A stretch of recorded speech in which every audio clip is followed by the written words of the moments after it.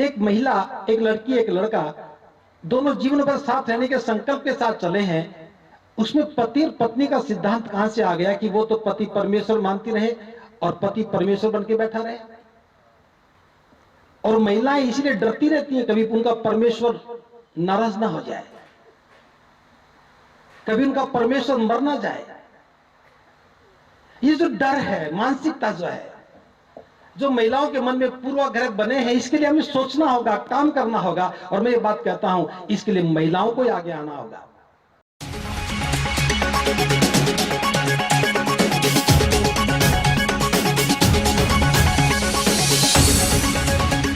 व्यक्तित्व अपनी अपनी बात रखेंगे। मार्गदर्शन के लिए हमारे बीच में भिक्षु संघ भी है।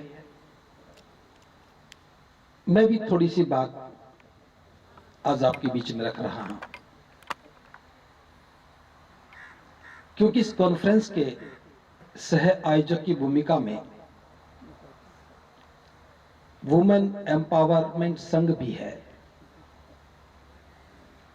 और उनकी मौजूदगी से मुझे इस विषय पर बात करने के लिए थोड़ा विश्वास मिल रहा है। जब भी हम धर्म की बात करते हैं, बाबा साहब की बात करते हैं, भारत को बौद्धमय बनाने की बात करते हैं,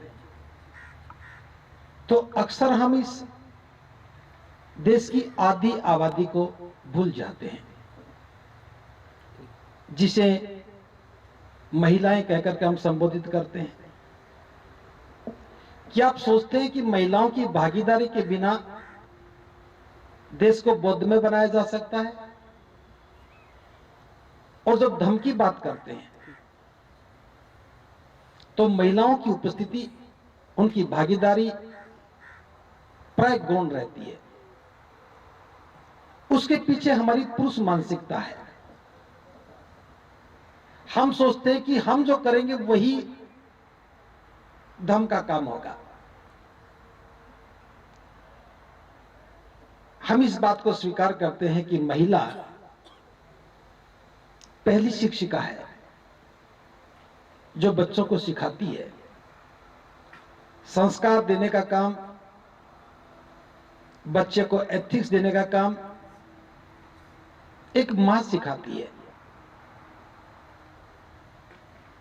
महिला के रूप में, चाहे वो मां है, चाहे जीवन संगिनी है, चाहे बहन है, उसकी एक भूमिका है।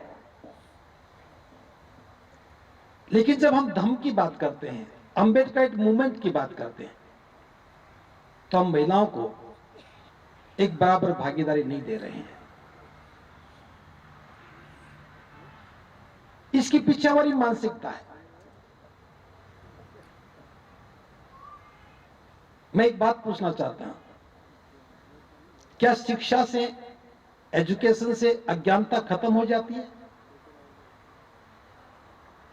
अगर एजुकेशन से, शिक्षा से अज्ञानता खत्म होती तो हम तो पढ़ने के साथ ही बौद्ध बन जाते हैं। हम ज्ञानवान बने हैं, विद्वान बने हैं, लेकिन बौद्ध नहीं बने हैं। दीक्षाएं भी लिए भी बौद्ध नहीं बने हैं। क्योंकि जैसा बाबा साहब चाहते थे, हम वैसा कोई भी काम नहीं कर रहे हैं। सम्मेलनों में, कार्यक्रमों में हम बौद्ध हैं और घर में जाते हैं हम अबौद्ध हैं।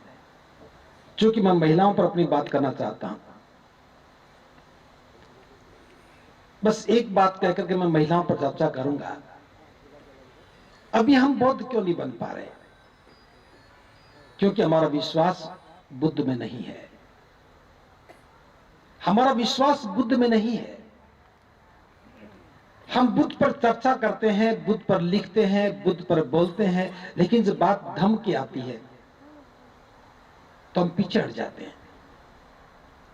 जब तक धर्म को धर्म के स्वरूप में हम स्वीकार नहीं करेंगे,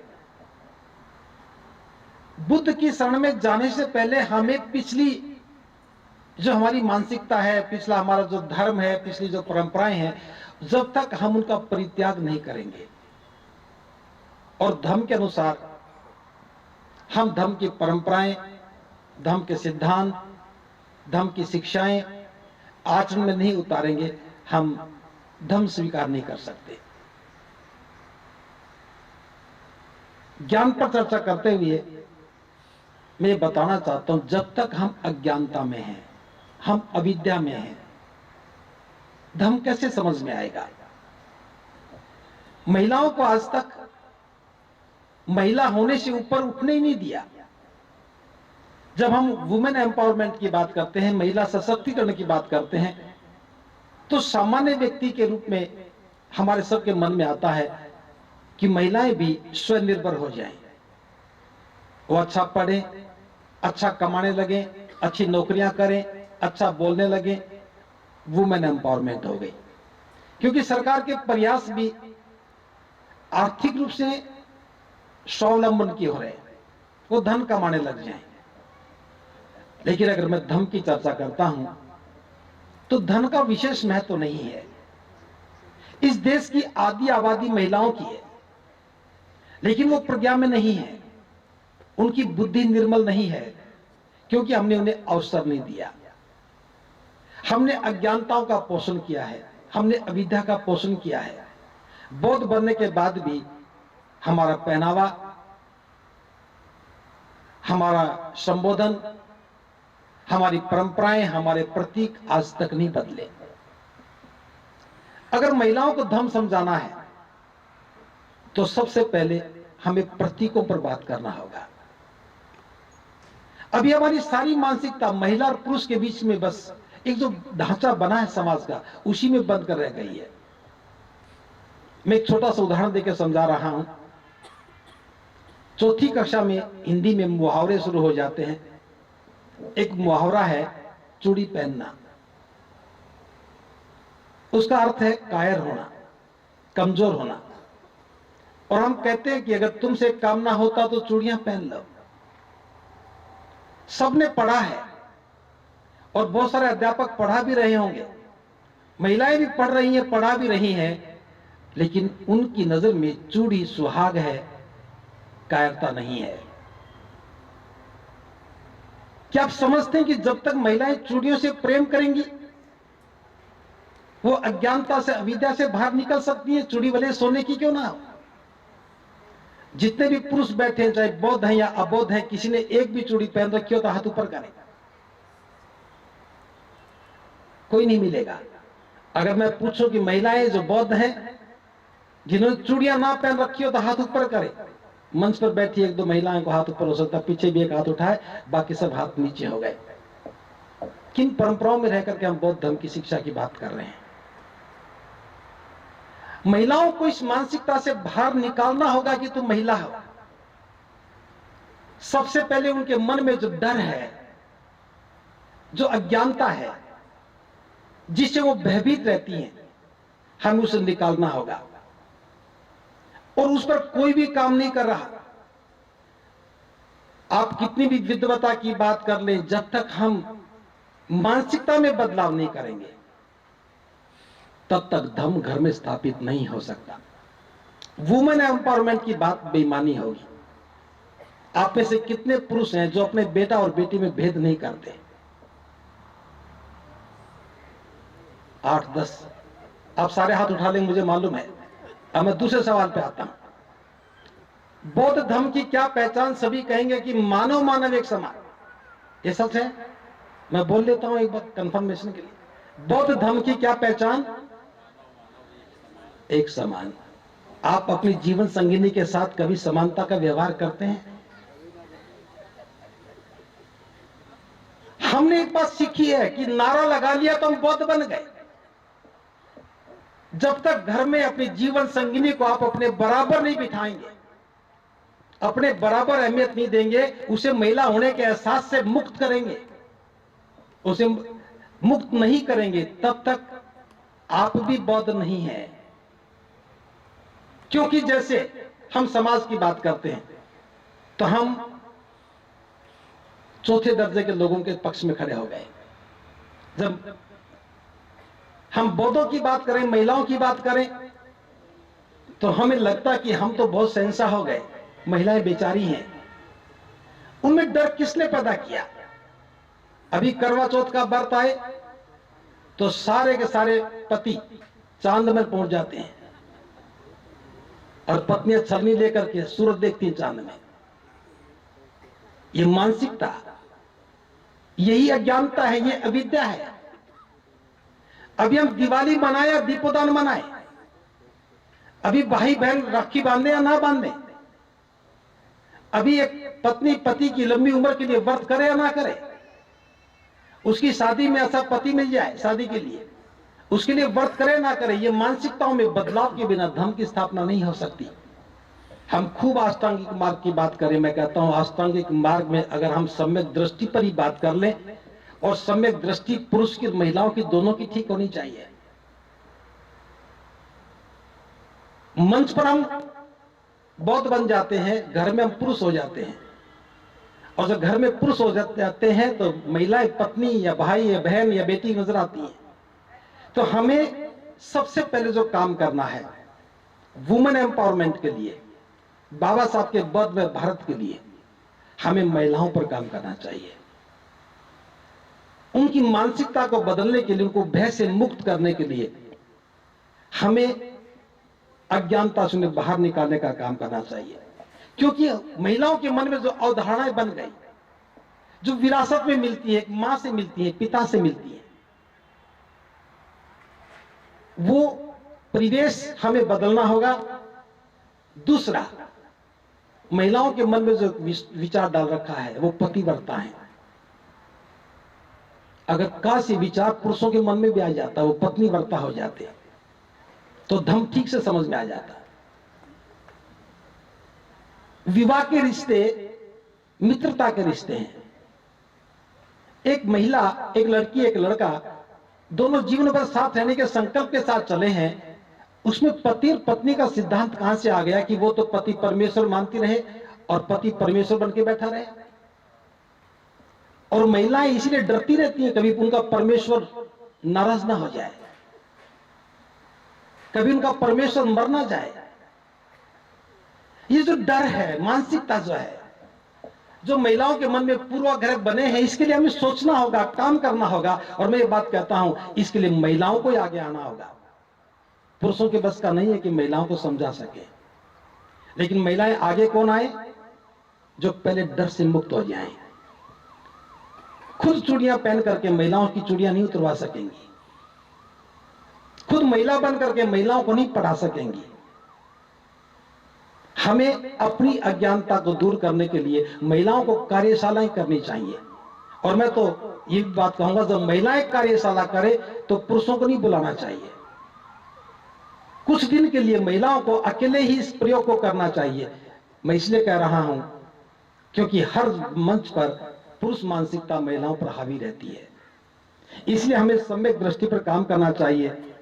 बौद्धिक संपदा का हमें ध्यान रखना चाहिए कि महिलाओं में बौद्धिक संपदा आ जाए। जब महिलाएं धर्म की बात करेंगे तो वो व्यवहारिक बात होगी कि महिलाएं स्वभाव से धार्मिक होती हैं, उनका स्वभाव ही धार्मिक होता है, क्योंकि वो जिस पर विश्वास करती हैं उस पर कभी अविश्वास नहीं करती हैं। जब महिलाएं धर्म की बात करने लगती हैं तो वो बुद्ध पर विश्वास भी करती हैं। और बाबा साहब ने